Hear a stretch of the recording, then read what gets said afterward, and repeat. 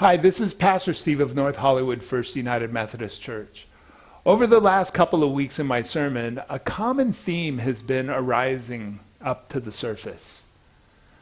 Are you listening to God? One of the things that we haven't talked about is how do you listen to God?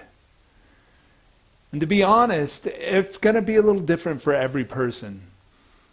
Jesus went out into a garden to pray. But what do we do?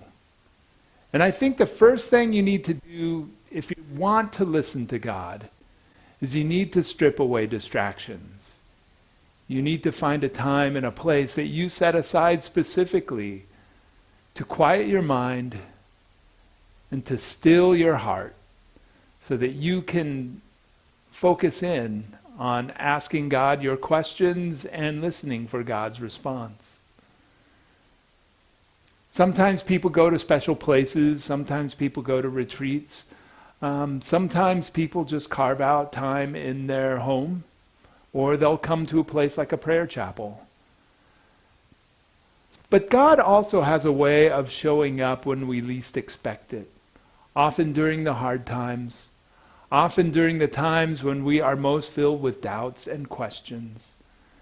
And I believe that part of listening to God is having the confidence to know that God is speaking and wants us to listen.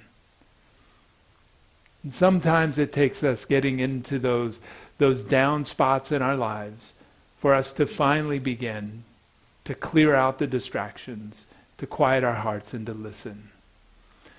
This Sunday we are returning to Genesis and picking up the story of Jacob. And we're going to discover a moment when God breaks in and speaks to Jacob. And Jacob, for the first time, begins to listen. With all that's going on in the world, I believe that God is talking to us. And I hope that you will carve out space and time to listen so that we can be a blessing to the world.